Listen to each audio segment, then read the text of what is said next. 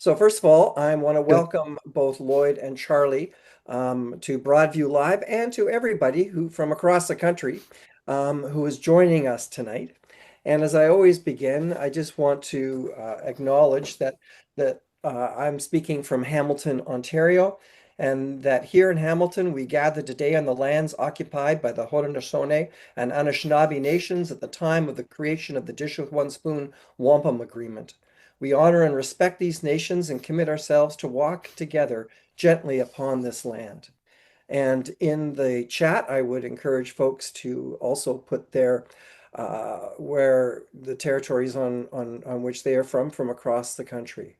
So we're gathered tonight, and the reason we're having this conversation is because of the fact that we're in a probably the most challenging time, I would suggest, in Canadian history, that we are seeing things we have never experienced before.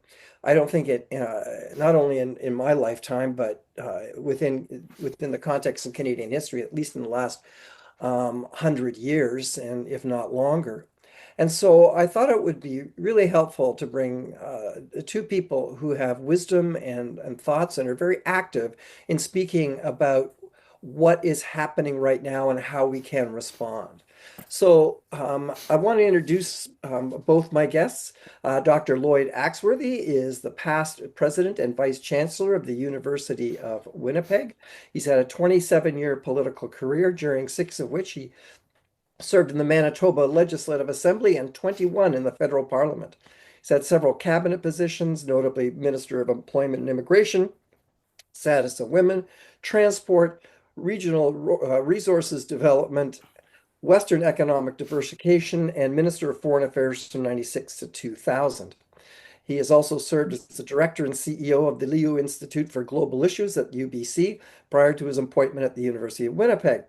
He's been internationally known for his advancement of the human security concept, in particular the Ottawa Treaty, a landmark global treaty banning anti-personnel landmines.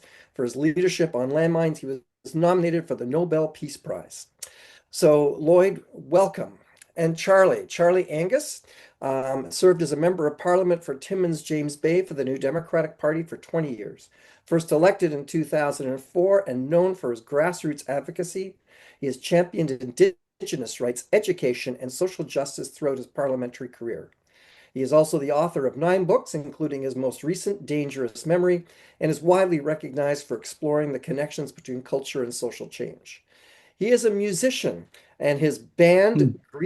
The Grievous Angels, which I think is the most awesome title for a name for a band, um, is toured, continues to tour and play musically.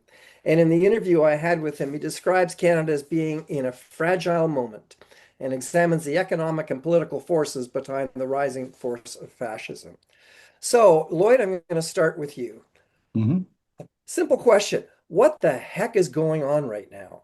Like, what is your analysis of like what's going on? Because the anxiety level I experience with Canadians right now, and the fear and the anxiety is really high.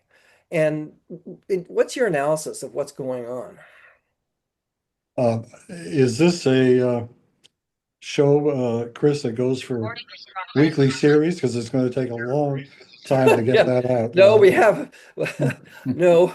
I'm looking for sort of the Coles Note version for those of us who are familiar with those from back in the day.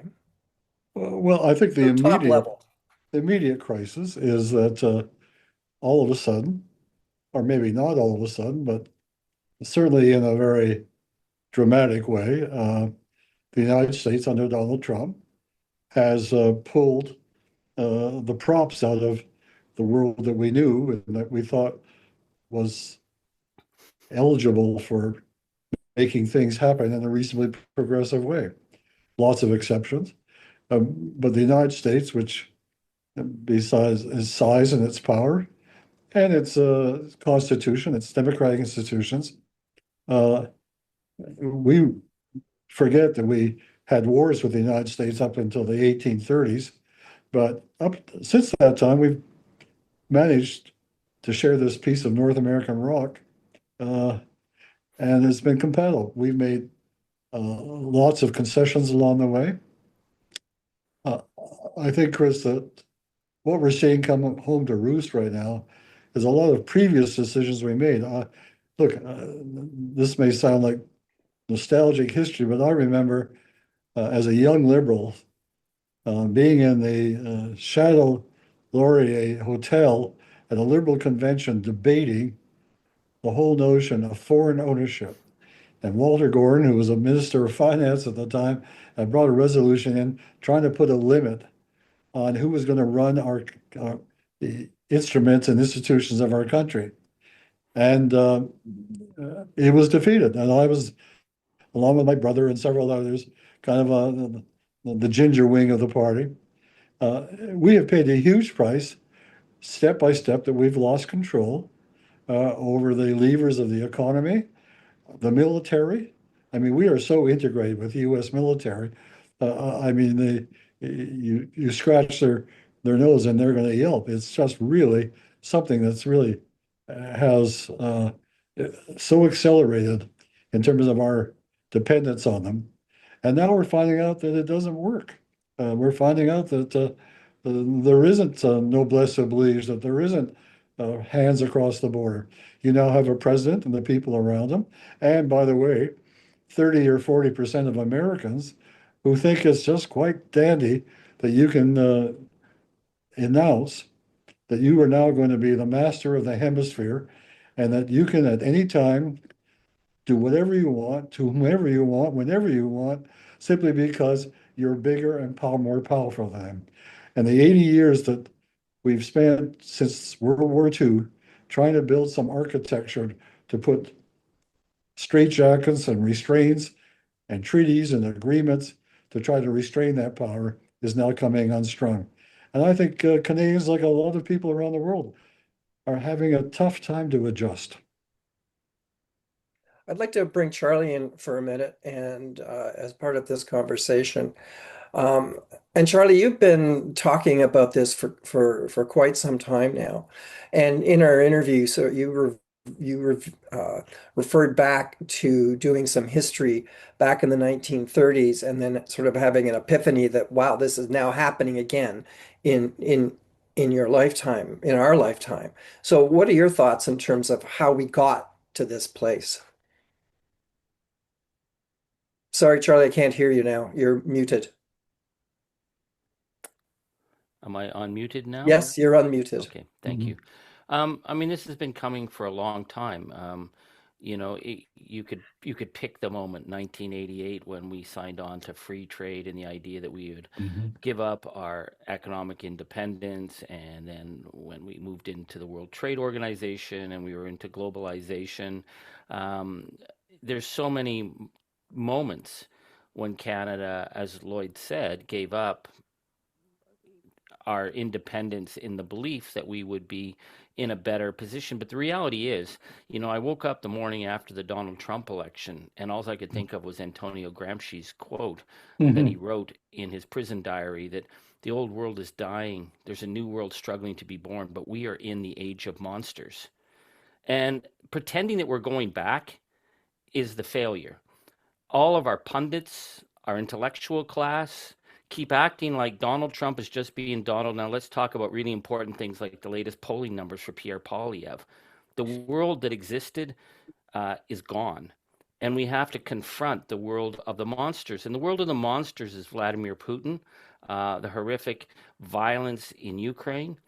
The world of the monsters is the fact that Benjamin Netanyahu could launch a genocide against the people and the Western world said nothing.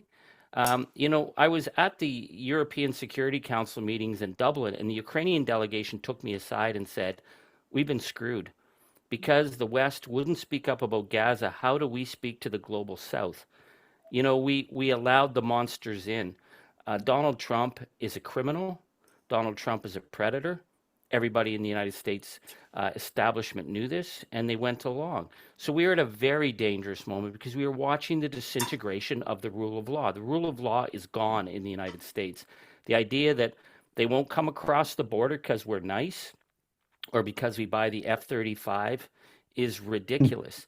So that's the threat. But what I'll say that really gives me immense hope or maybe fragile hope, is that I don't think anyone thought that ordinary Canadians would stand up the way they have. And wherever I go, I travel the country relentlessly, with our resistance tours.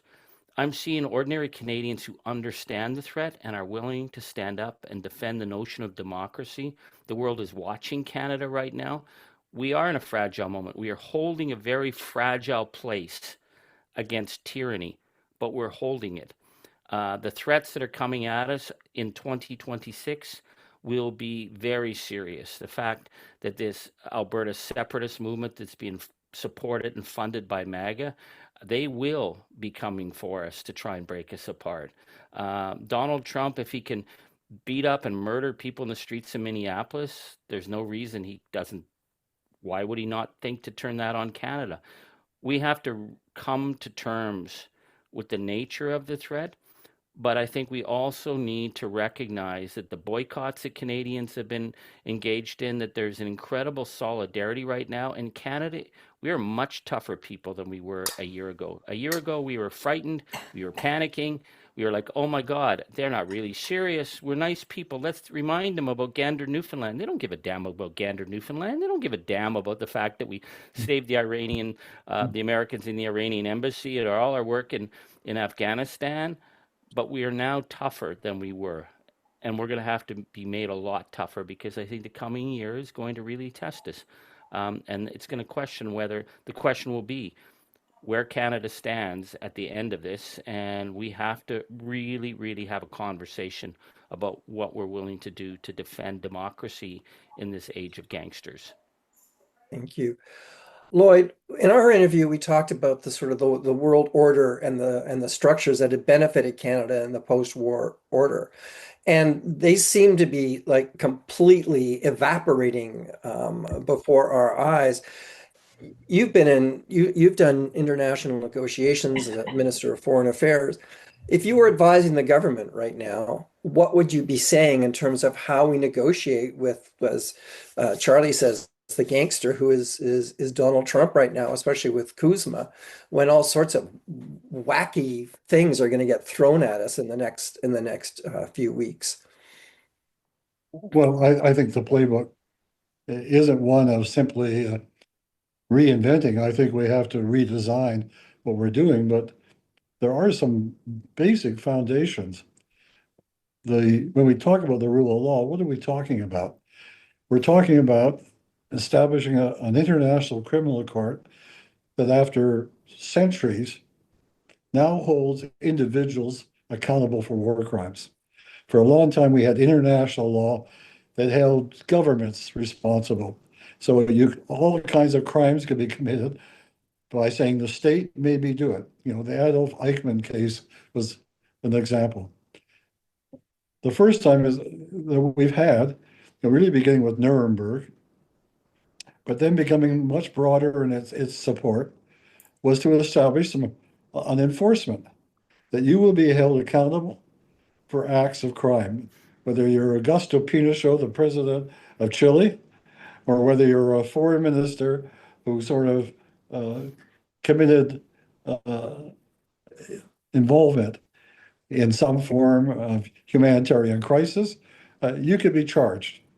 And it's not surprising that the reaction to that by Trump and company is to immediately sanction that court because what are they afraid of? They're afraid of being charged with international crime. And so, and Chris, I mean, here's the point. I hope you don't mind my being a slight bit political, but No, really not at all. what really ticked me, and Charlie, I don't know if you felt the same way, but when Secretary of State Rubio said he was going to impose sanctions on the justices of the International Court, one of whom is a Canadian, Kathleen Popst, who happens to come from Manitoba, by the way, terrific jurist. And what she's finding and what the jurors are finding is that now they can't use credit cards. They can't get reservations in hotels because the American economic system is being used to crunch them. And here is the thing that bothers me. The Canadian government today didn't say anything about it. And when asked, I think our foreign minister said, oh, she said, I can't comment on the domestic policy of other countries. Frankly, that was BS. I mean, that's what foreign ministers are paid to do. Uh, but why are we complicit in that? And I think it goes back, I think, to the point that Charlie was making. We still think that we can negotiate, that we can appease, that we can find some way of making the pill go down. Whereas you're dealing with a madman. I was a little kinder. I call him a fruitcake, um, because I think it's just nonsensical what he does. But he is deliberately evil, and I think that I couldn't agree. We have to strengthen it. But here's a question of concern to Canadians. We have institutions uh, in the universities, in our military, in our business community, who are still propagating the idea that the solution for Canada has become even more integrated with the United States. And I was reading something, some CBC analysis talking to a so-called expert on defense policy, who is in the think tank, which gets a large part of its budget from the Defense Department, saying that we must buy the F-35s. That will be a sign of it. Never admitting that any sale that we would make would basically transfer the black box of those airplanes over to the Pentagon. So if we ever wanted to use them to counter something the United States was doing, we would be enabled not. I mean, it would simply take away the control system. And I keep saying, why are Canadians doing that? I mean, what? Well, it's because I think over time, there's all kinds of indications. And when we did push back, uh, I mean, I take some satisfaction, for example, when I was a foreign minister, is that we made a conscious decision as a government that we were going to try to engage the Cuban regime to see if we could try to bring about a better discussion about human rights with them.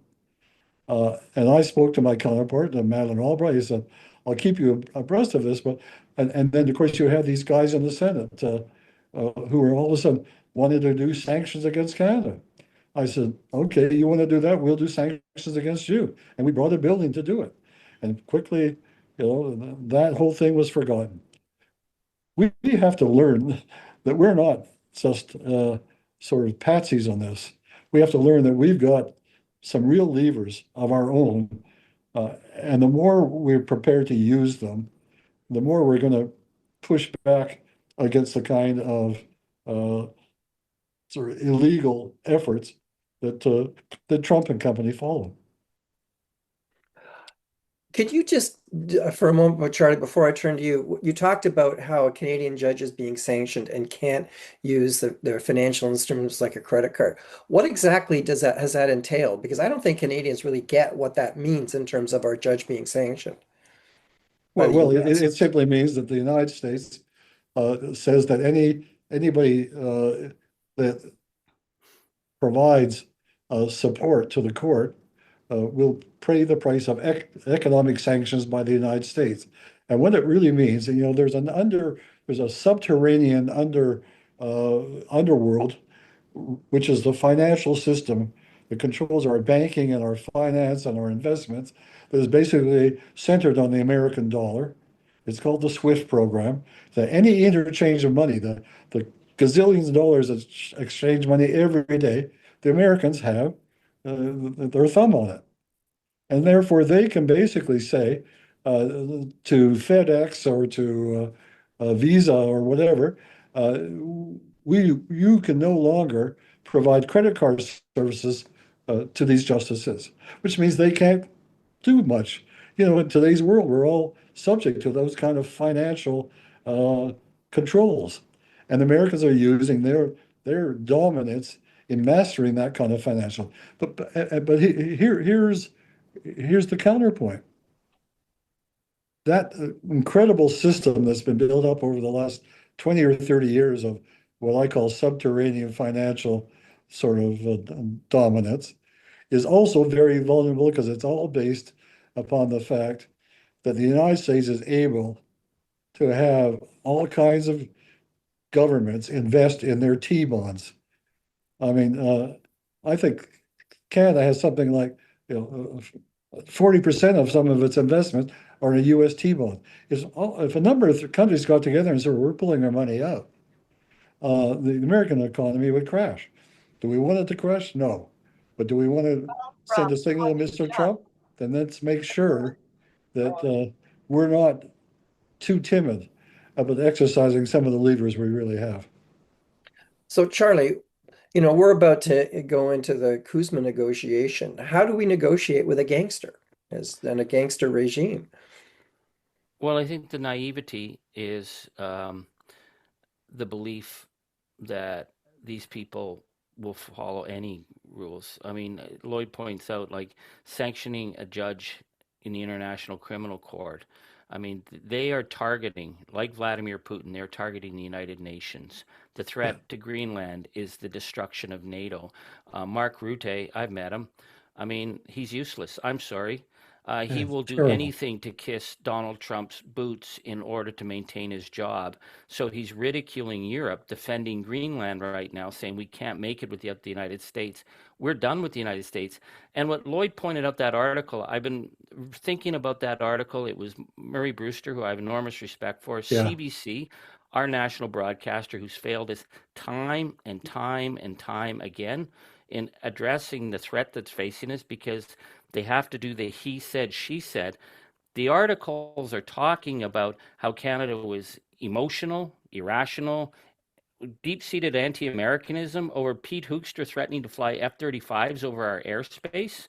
Um, we need to recognize that the threat that's coming at us is coming at all levels, and it is a threat that could include military attack on our territorial sovereignty, and it is involving the undermining of our domestic law with the support, the 500 million or now 500 billion to this Alberta separatist group of yahoos. Um, and so I was moved by the Prime Minister's speech at Davos. I thought maybe finally someone's called it out, but I don't think we can assume that we're going to go back and negotiate. So what is the price we're willing to pay for freedom? That's the question we have to ask. mm, When Brian Mulroney brought in free trade, it wasn't popular. The majority of people didn't vote for it. We lost 340,000 jobs basically overnight, 17% of our manufacturing, and that was considered an okay cost to integrate our markets. So, what are we willing to pay to not have an integrated market? That we actually put, instead of a porous border, a moat, because we need a moat, because we are a democratic nation. We are a nation that supports inclusion and diversity, and they are a nation outside the rule of law. So, what are we willing to pay? The idea that we're going to like tiptoe through this and we're going to make some deals with gangsters. Every single time you've seen anybody, Keir Starmer is the ultimate example, when he was saying that over the threat to Greenland, the last thing we want is a tariff war. I mean, we're talking about a guy who's shaking down and threatening to to take a democratic country away. And Keir Starmer was worried about a tariff war. He was trying to placate Donald Trump, and Donald Trump ridiculed him. Mark Rutte tried to placate Trump, and Trump then said he was going to invoke Article 5 to force us all to come and protect the American southern border. Um, the idea that we're going to get something out of Kuzma, I think we have to be very firm and very thinking of what the cost is we're going to pay. And that cost is going to be paid by citizens. That cost is going to be paid by communities. It's going to be cost paid by our economy. But here's the thing. I believe Canadians are more than willing to have that conversation now. I think we're a much tougher people than we were. We value our democracy. I think the Prime Minister is probably thinking these things through in the recent statements that I've seen. But I would like the Prime Minister to talk more to Canadians. We elected a wartime Prime Minister. I think a wartime Prime Minister reassures the public and explains to the public, and I think the public will be there. But the idea that we're going to go into these negotiations and hope that he's going to like stop treating copper as a national security threat is ridiculous. To say that any of our resources are a national security threat shows how unhinged and how very fascistic their economy is becoming. And they believe in smash and grab and pillage, and they're looking to smash and grab and pillage our economy. and we have to decide what's the price. I think ordinary Canadians, the people that I meet day after day, the people who contact me from across this country, I think they've already had these conversations at their family tables. I think we're in a much different position. So let's hunker down and decide what is it going to take to remain an independent democratic nation next door to gangsters. Chris, can I pick up on the point that Charlie just made? Absolutely.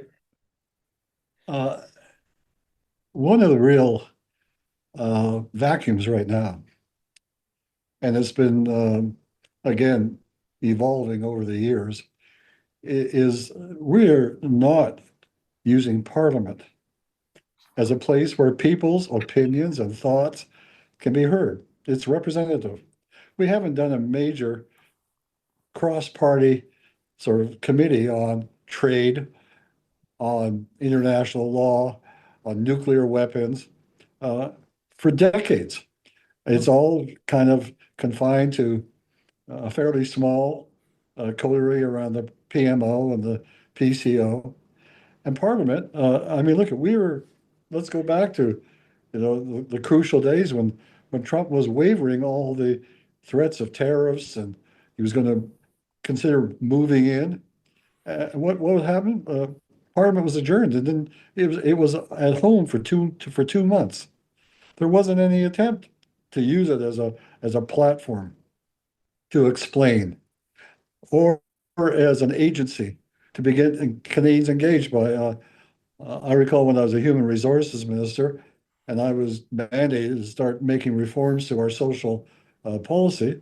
Uh, we had members of parliament of all the parties crisscrossing the country, finding out what is it that people were prepared to do, what did they like, what did they didn't like, and we put that into what is called a green paper. Uh, we're not using our parliamentary system nor our parliamentarians uh, as they probably should be because they're voted to represent a wide range of Canadians. I think our electoral system, frankly, is increasingly becoming more biased in terms of who gets elected, in which regions, which class or group of people. And I think that the opportunity to uh, develop a more deliberative democracy is one that nobody's prepared to explore. So as a result, we have the privilege of all inheriting as we were born or moved here, of having a system that has some real uh, ambitions for participation in it. It's not being exercised, and I don't think a small group of people, and I'm maybe tougher on this than Charlie is on the Prime Minister's group, who've got their experience around the boardrooms, not on the streets, is now making decisions for all of us. And all you have to do is to come out and say, okay, we're going to have a 2-day debate on the trade options for Canada. What are we prepared to think about? Where are Canadians on this issue?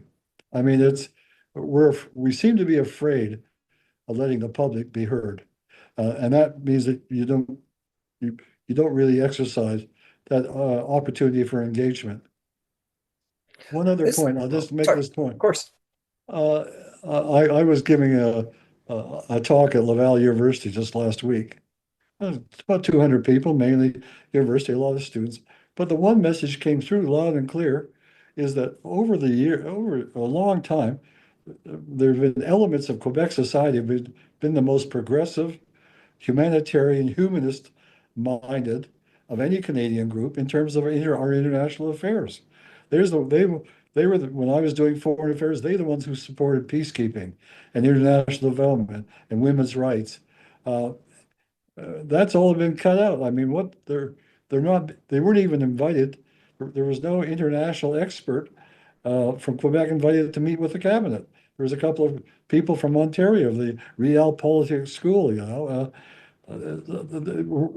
what I'm saying is we have too much of a closed shop right now, and that is going to work against us.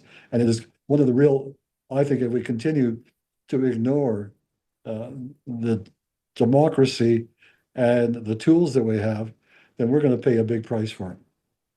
So, Charlie, what's happened? I mean, you were a member of parliament for like 20 years, and why have we lost parliament? Because basically what people, when they think of Parliament these days, they think of question period. And that's kind of it.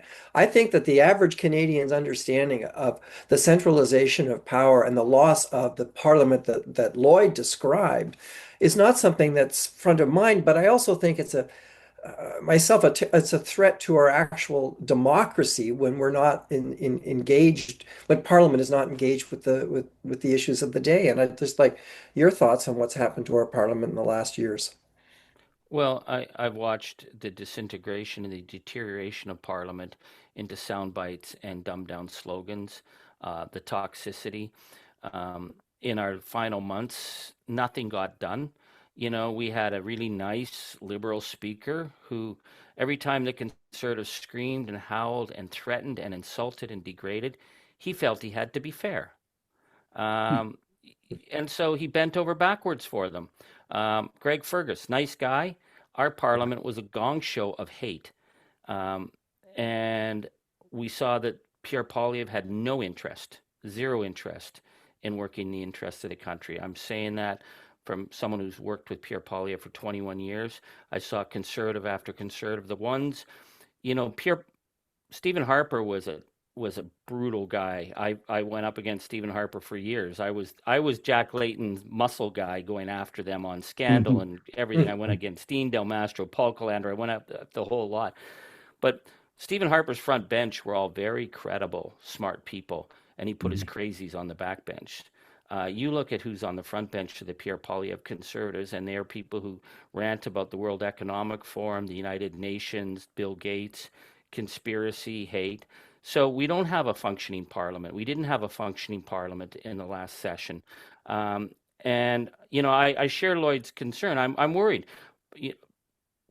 Our prime minister is a brilliant guy, but he's been out of the country for years when many things happened, like the indigenous battles, Right. indigenous battles for consultations. He was over in England when that happened. These were monumental shifts, and you need a prime minister who understands that. I don't know if the people around the prime minister get that, but you have a toxic uh, opposition who will do anything to bring the government down. My party ran ourselves off the cliff.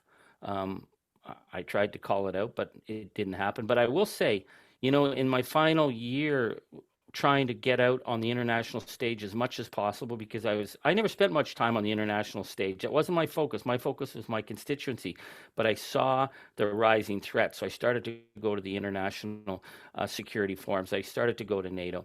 At every one of those meetings, the Bloc Québécois, the Separatist Party were there. And I will say that when you go internationally with the Bloc Québécois, they represent Canada. Uh, Not a single meeting did the Conservatives ever attend. They never came. Uh, when Trump was making his threats on the border, I knew many colleagues who were trying to meet in Michigan and Ohio with state governors and Congress people. The Bloc Québécois came, not a single conservative came. So Parliament can't work unless people decide that partisanship and the interests of the country matter more than the slogans coming out of the leader's office. So I don't know that we have a functioning parliament that can do the work that Lloyd talks about. I wish we had. I believe we should have. But right now, I keep going back. The people who are holding the line to me are ordinary Canadians. They need to be given some backup. They need to be given the tools. I think Canadians understand the nature of the threat. Our political class have failed us. I keep bending over backwards, particularly after Davos for our prime minister. But our intellectual class has failed us. The pundits on the CBC and CTV talk shows are way more interested in the latest polling numbers than what's happening, which is the threat to our sovereignty. So I think Canadians are looking for leaders. They're looking for where to go, and they will go. I have no doubt that they will go where we need to go right now. But I just see a failure in the whole intellectual class in responding to the fact that our big brother has been a predator probably all along, but they were polite about it before, and now they're not polite, and now they're looking at us and they're thinking, easy pickings. And we're having to think, what's it going to take to defend our border? What's it going to take to defend our values? That's the question that we're going to be asking ourselves in 2026. Lloyd, I know that you've been called to Winnipeg for an emergency meeting, and our time with you is a little more limited than I would hope personally. But I know you have another meeting to attend. Right. So what I'm like to hear from you is what should we be doing? Sort of two parts. A, what do you think, as Charlie said, ordinary Canadians should be doing at this point? And secondly, where is your hope grounded? You love this country, you serve this country. So where's your hope for Canada grounded right now? This is where I share what Charlie's saying. It's in so many different forum and meetings, discussions. Canadians want to feel uh, that they can do something. I mean, they really want to be engaged. And I think that they're incredibly heroic stuff simply being done without any organization or institutional backup. But in the meantime, we're cutting off um, those opportunities. One of the, to me, because I was an immigration minister for several years, one of the great things that Canada did was the sponsorship program. When refugees were coming, we had written into the legislation that individual Canadians, groups of Canadians, could provide direct sponsorship, provide some money, provide support. And when I was the immigration minister, we had the first big rush of people from Vietnam. 50% of those who came in were provided with private sponsorship. Now, here's the payoff from that, is that those tens of thousands of Canadians who were involved, they realized that refugees weren't murderers, they weren't rapists, they weren't out here to take over. They were people fleeing a crisis and a conflict and doing the best to settle in. So at the period of time, Canada almost stood alone, where 70% of Canadians had very positive support of our immigration policy and our refugee policies. We have torqued that down between 30%. And why? Because, you know, explicitly, Mr. What was his name? The former ambassador to China, who at one time was head of McKinsey, was brought in to brief the cabinet on what should Canada do in the future. And his big proposal, because he was chair of there's a pressure group around Ottawa that says you have to have 100 million people. And so basically Canada went from having a well-managed immigration refugee program by doubling it. But because we're also dealing in a neoliberal age, there was no extra money put into housing or support or education. And so all of a sudden, the sense of trust that Canadians had that they could be involved in a solution directly, we now put sponsorship on the shelf. We don't use it anymore. Well, because there's too many rules and we're going to charge too much and there's too much security requirements. We're not providing those opportunities for people to feel that they're engaged. When's the last time that we did, a reckoning, a royal commission? People could show up, by the hundreds to do things. We don't do these things anymore. We're increasingly having what I really, call a circular government. It's everybody knows everybody around the table, and that's not the way to do it. So what I really think is that we should be building upon that kind of energy the Canadians have by giving some very clear purpose to it. Let's say that let me just before I go, Chris. I've had a very interesting exchange over the last 3 months. Last beginning of last December, I got a call from Bob Hunt. Now, who's Bob Hunt? He was a classmate of mine at graduate school in Princeton in the 1960s. And he said, "Hey, I saw you on YouTube and you're still talking like you did 60 years ago," which may be true. But he said, I was thinking, he's a very accomplished political scientist on environmental governance. He said, we should be talking across the board. We're two old fogies. Let's get together and talk about what is mutual. in our interests? What do we have in common that isn't sort of manufactured or hyped or simply a PR scope? And we were talking about migration to begin with, but here's the point I came to. We were talking about the Minneapolis uh, sort of ICE uh, domination. He said, what we need from Canada and from Canadians, those of us who are fighting back against the Trump people, we need to hear your affirmation. You need to talk to us and connect with us. Uh, we just put a new ambassador into Washington who has no idea whatsoever about how to make public, personal contact with anybody. He's a Bay Street guy, and it's all going to be about economics and finance. But actually, and as Bob said to me, we think that we do have a lot of people who share interest in human rights. We do have people who are deeply concerned about the power, uh, and we don't want to feel like we're alone. So I say one thing we should be doing, our government's not doing it, but we should be reaching out to that group of Americans and showing solidarity with them, to use that word. I really think that would be a very important statement.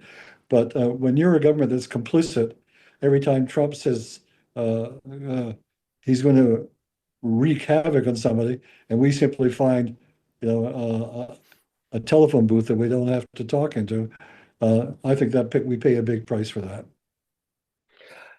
Charlie, there's a lot of church people who are here, and they're asking, and I'd like to hear from you, what can we as church communities do? What do we, because I'm not going to go on my completely on my neoliberalism rant, but I have a very good rant on neoliberalism. And Right. one of the things about neoliberalism is it moved us from community to radical to focus on the radical individualism. So much of our community, those things that connected us, have been shattered in the last 40 years through neoliberalism. So what would your advice be to church groups who are seeing what's happening in the States? They're worried about Canada and they want to do something positive. What would your advice be and wisdom be for them? You need to be shepherds. People are frightened. I think the amazing thing in this moment is that words matter, books matter, ideas matter. I was in this little bookstore in North Bay the other day that sells those old Harold Robbins paperbacks and Oh, those kind of cheap books. And I said to the woman, "What are the best-selling books you've got?" And she says, "Animal Farm and 1984. People want Hmm. to know." So we've seen how the church and church leaders have Okay. retreated in scandal and retreated from and gave over the space to the crazies and to the COVID Jesus people. People want hope and they want people who are willing to stand up. And I see it in my young daughters.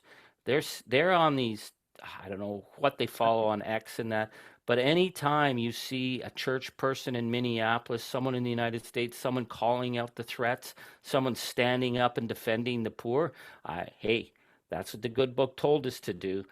It's resonating. So I think it's to be fearless and to call this out. And if we offend a few people, well, God, they nailed your Lord to the cross because he offended a few people. We need the church and church leaders to be speaking about the values of justice, about the values of inclusion, about when you were hungry, I was there. When you were homeless, I was there. When you had no place to go, I was there. That's your job because people want shepherds. They want people to be with them on the journey. I think the church has to play a role bigger than it has played in generations. And I keep the book of Dietrich Bonhoeffer right close to me as I think of what he said, that it isn't good enough for the church to bind the wounds of oppression. The role of the church is to take a spike and stick it in the wheels of the oppression. That's what cost him his life, and that's what we need to be doing now. Anything less is collusion. Chris, can I comment? absolutely. Well, I think you know my background. I had the wonderful opportunity of uh, growing up in Atlantic Avenue United Church in the north end of Winnipeg, where the two ministers were Roy and Wilson. And I got to tell you, Lois, yeah. hmm, Lois Wilson. I mean, Hmm.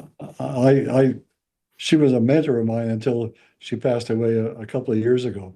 But the whole point was that in Winnipeg at that time, we were the heartbeat of the whole social gospel movement across North America. Where as a young person just growing up, it was very simple that if you want to serve your faith, you do it on earth, not necessarily do it in heaven when you get there. And that simply seemed to me is that was a call. And I want to say that because I had a wonderful experience with it just last Christmas Eve with a United Church I was attending in Ottawa. And you know how, well, the practice. You bring the kids up and give them a story. And in this case, the minister said, I want to talk to you tonight about connections. And what do we mean by connections? He said, I'm going to show you. And so he had each of the kids, he gave them a big sort of ball of a small rope. He said, you just go out and share this with people. So in every part of the congregation, maybe there's 200 people there, everybody was hanging on to that twine and the person next to them. And he said, now that you're holding on to the twine, turn to the person next to you and talk about your connection. And I thought all of a sudden, if you did a picture from the top, you would see a church with this terrific maze of people all connecting through this piece of twine and then talking to each other. And I think that's what we miss today is that we're so imbued by these kinds of things that everybody, if you sit on a bus or walking down the street, everybody's pouring into this. Uh, we don't know how to connect much anymore. One of the big problems with young people is uh, where's the connection? And that's because of our institutions. There's the old sociology about uh, how you build democracy is through setting up bowling clubs where people can get together and do things together, or church organizations, or young people's, or trade unions, and all those things are now being downgraded or devolved. And I think that I think it's important to pick up what Charlie Angus was saying in terms of individual commitment. But let's also start saying, how do we bring that commitment back into our institutions and begin to sort of use these institutions in a much more outward connected way? I think that's what Canadians are looking for, is to feel that connection. And when I was giving this talk at Laval, I was saying, my wife, who was born and raised in Quebec City, coming back to the city, all of a sudden she felt rooted.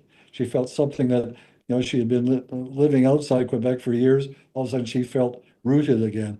And that's what we need, those roots and those connections, so that we're not, as you say, becoming neoliberal sort of Ayn Rand caricatures. So with that, I'm going to have to say my goodbye and thank you for the opportunity. Charlie, good to see you again. It was And an honor to be with you, Lloyd. I uh, read your stuff all the time and say yes.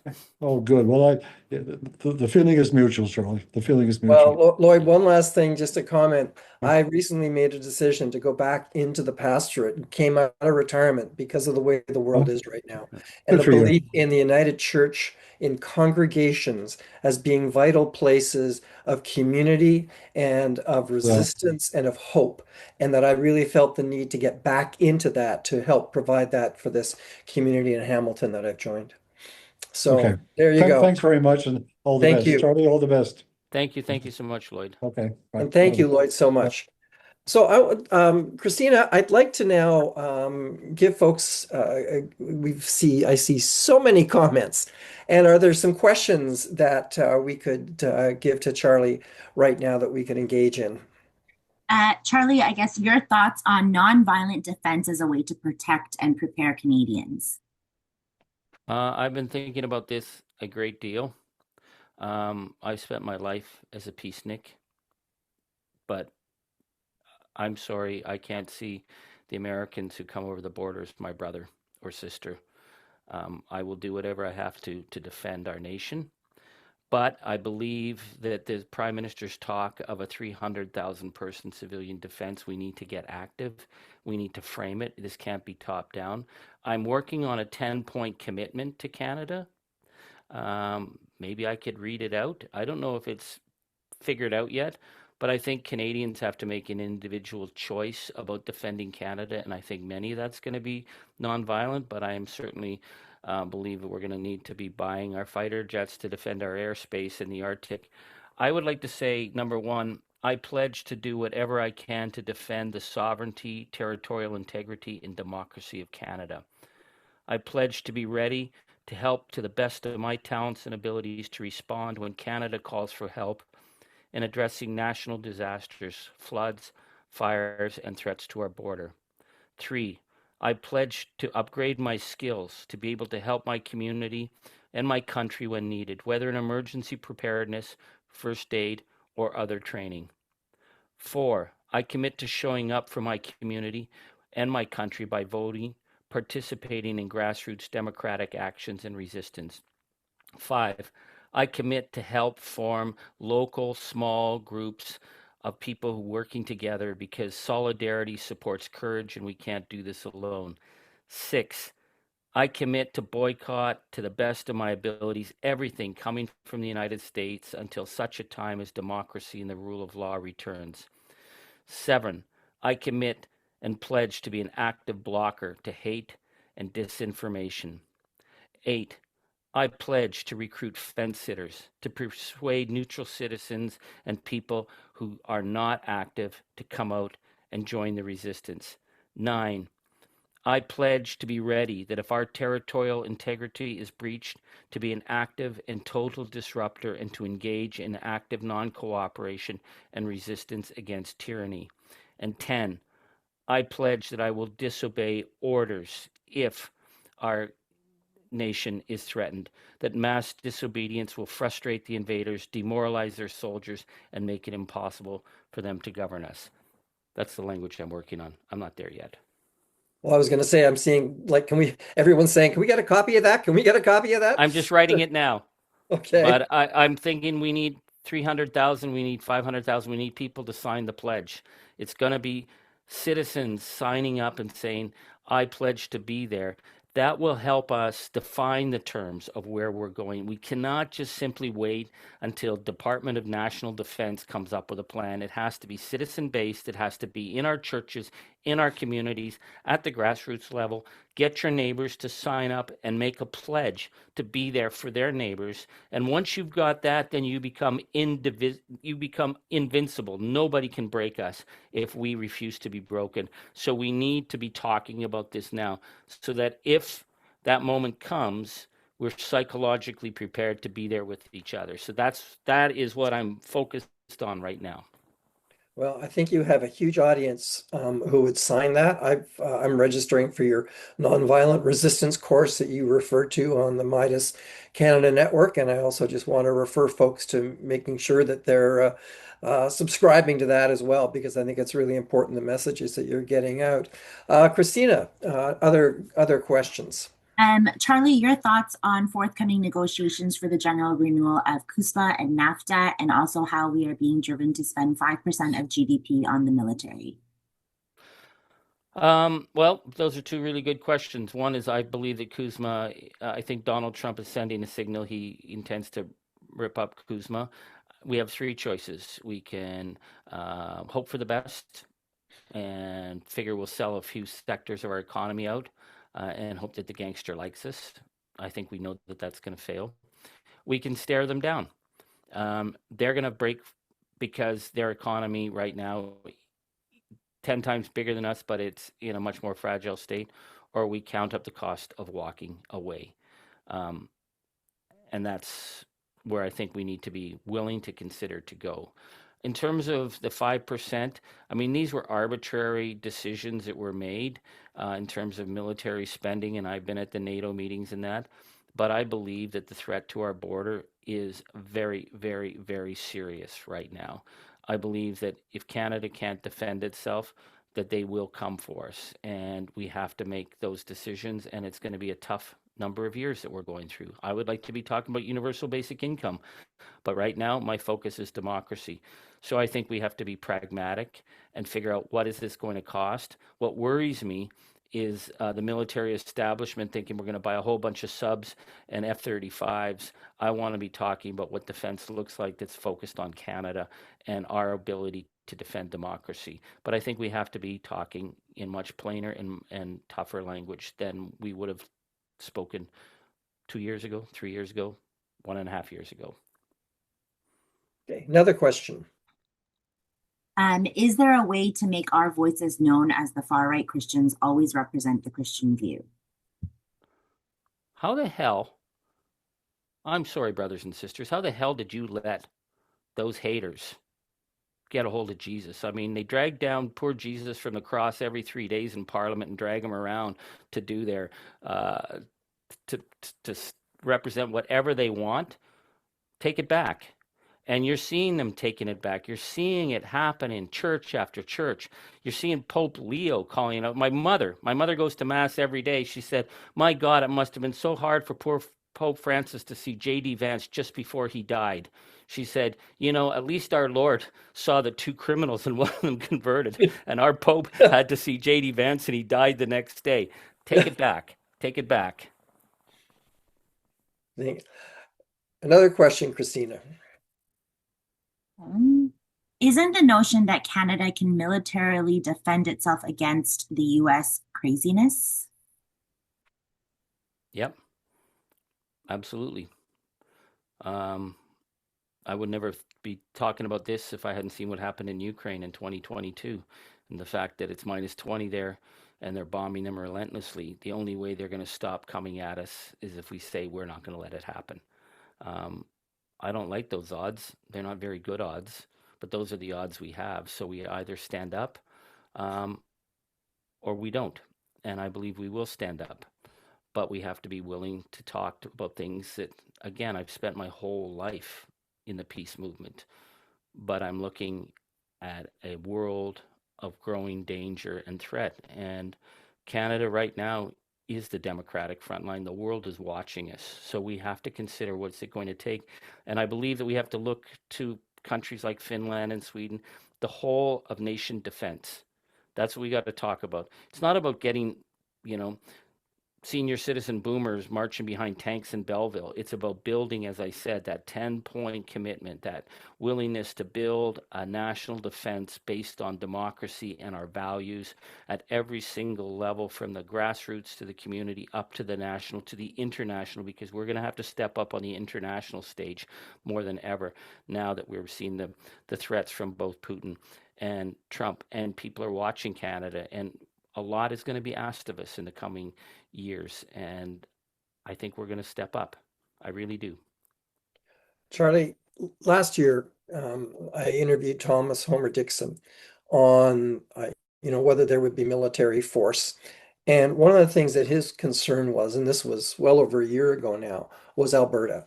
That Alberta would be the place that MAGA would put resources and money. And my own concern is that endless MAGA oil money will be poured in to support this. So, and I know that you've raised this. And so my question to you, Charlie, is,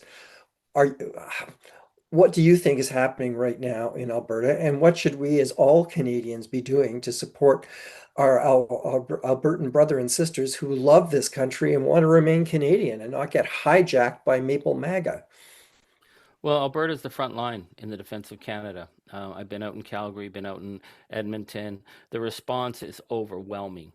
And they say to me again and again, if Alberta falls, Canada falls. So number one, don't let them divide each other from region to region. I hear people say, oh, Albertans, Alberta this, Alberta that. No, Alberta's strong. What we're dealing with is an imposed threat, and it is a serious threat. I'm very glad that Premier Eby called out treason. These are the words we need to use. We can't pussyfoot around Every time the treason bus has gotten started up, CBC flies out to Alberta to do another talk show about alienation in the oil patch. Why aren't they talking about the money that's being put on the table to break our country up? That's the conversation. We need to shine a light on the threat. And if you look at who's threatening to break up our country, these are the most ridiculous grifters ever. That a country as great as ours would fall to that. But it is what I've been saying is the Donbass playbook. This is what Putin used again and again. They don't need credible people. They just need a bunch of dummies. In fact, Mitch Sylvester, who's a conspiracy-driven whack job I've ever met, who's one of the leaders, accused the rest of the Alberta separatists of being the Beverly Hillbillies for going down to try and negotiate because they were so ridiculous. This is not a credible group. They do not have the basis to do this, but they have Danielle Smith. So I think it's really important is that we should be all calling for a parliamentary investigation into foreign interference from the United States into Canada. We should be pushing all of our members of parliament to get this investigation underway, because if Danielle Smith is under the spotlight, she's not going to be able to pull the stuff that they've been getting away with again and again. But remember that the people of Alberta are the strongest, most open. I mean, I love being in Alberta. We're going back there again and again because the people feel alone right now. They feel that the rest of Canada doesn't trust them. I trust Albertans any day of the week. What I don't trust is the people who've been elected there, and we got to get rid of them. Well, on that note, Charlie, I really want to thank you for tonight. I want to thank you so much for the work that you're doing.